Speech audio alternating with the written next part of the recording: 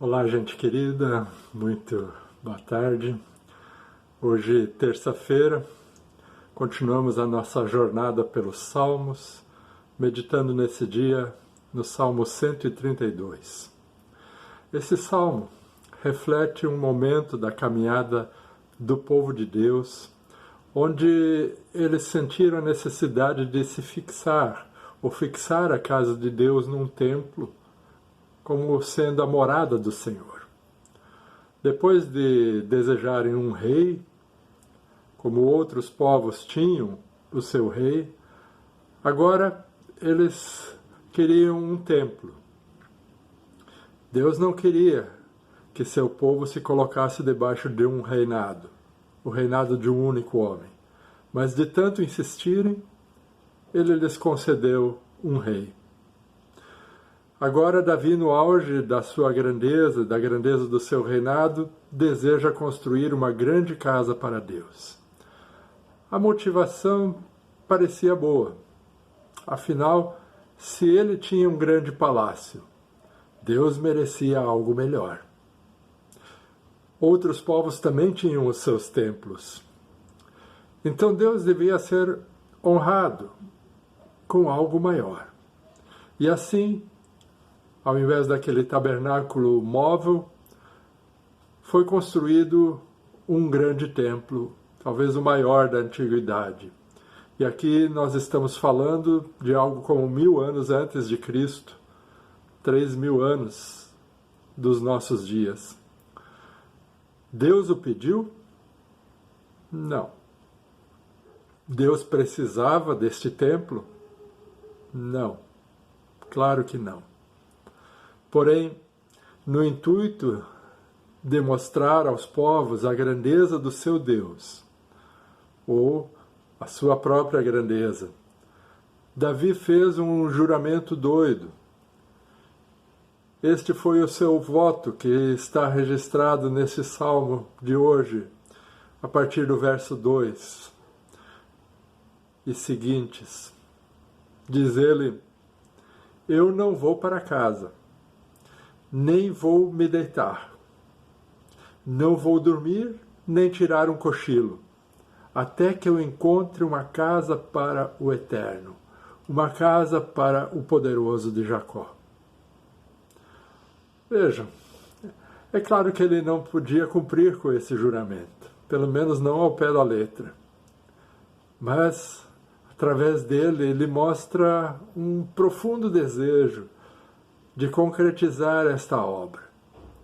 E de tanto a desejar, Deus disse para ele: ok, podes fazer, mas não serás tu o construtor, e sim o teu filho Salomão. E Salomão mais tarde o fez. Aí temos 3 coisas importantes para dizer. A primeira: cuidado com o que desejamos e pedimos insistentemente para Deus. Há um grande risco de, num dado momento, ele falar: ok, e nos conceder algo que nós não necessitamos ou que não estava nos seus propósitos para nós. Algo que ele sabe que não será o melhor para a nossa vida. Mas, de tanto nós o desejarmos, ele no final acaba dizendo: ok, toma lá. A segunda coisa é que nós não podemos confundir os nossos desejos pessoais com os de Deus. Por isso, Deus cedeu ao desejo de Davi, mas não permitiu que ele próprio visse essa obra concluída. Ela ficou pronta somente 40 anos depois, no reinado do seu filho Salomão. Davi não pôde se gloriar dela. E a terceira coisa: nós tendemos a domesticar a Deus. Desejamos sempre colocar Deus dentro de um quadrado, onde, na verdade, nós nos sintamos seguros e estejamos no controle. Onde nós possamos fazer as regras e dizer como as coisas de fato devem funcionar. E isso não dá certo.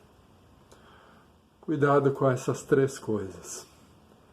A oração de consagração feita por Salomão no dia da inauguração desse templo, que está registrada em 1 Reis 8, 27, é muito profunda e bonita.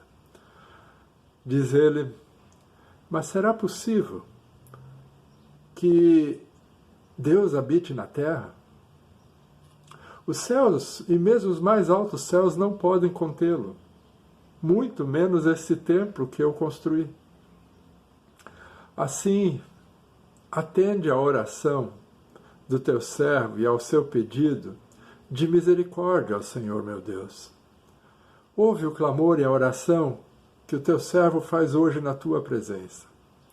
Estejam os teus olhos voltados dia e noite para este templo, lugar do qual dissestes que farias habitar nele o teu nome, para que ouças a oração que o teu servo fizer, voltado para este lugar. O que aconteceu ao longo da história de Israel foi que Deus foi sendo aprisionado neste lugar. Assim como ele está aprisionado em muitos dos nossos templos hoje. Parece que só neles Deus pode ser encontrado. É bom termos um lugar de oração. Nossos templos, lugar de cultos. Mas como diz Jesus, o Espírito Santo sopra quando e onde Ele quiser. E não se pode dizer nem de onde vem, nem para onde vai. Deus não está preso a um lugar ou a uma instituição. Quando Israel perdeu o templo, o próprio Deus permitiu que este lugar fosse destruído. Quando ninguém mais dava ouvidos para Deus, veio o juízo. Pois com a língua falavam dele, mas no seu coração estavam longe de Deus. Cumpriam os rituais religiosos, tudo o que estava prescrito, mas na sua vida diária davam um péssimo testemunho. Não estavam nem aí para os mandamentos de Deus. Só o faziam quando se reuniam no templo.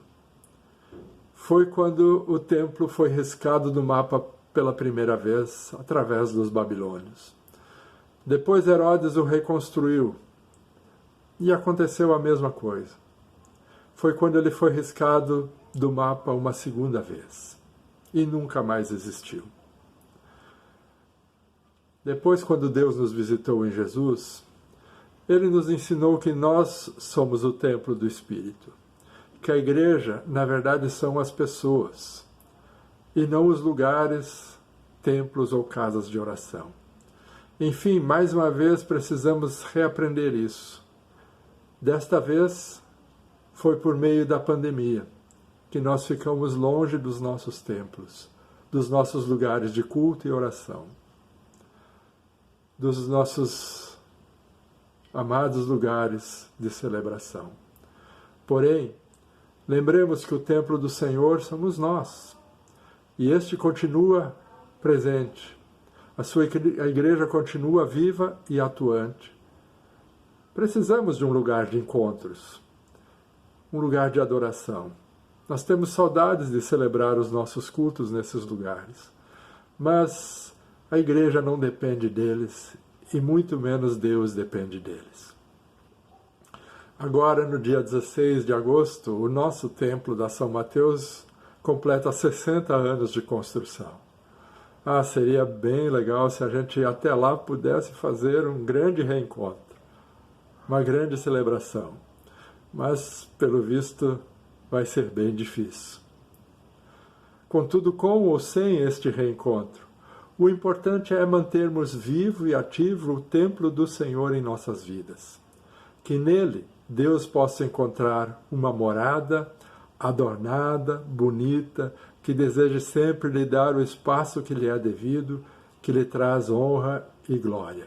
Afinal, É no seu povo que ele é honrado e glorificado. Que assim seja também em nós. Um abração, divulgue e compartilhe este vídeo. Até amanhã.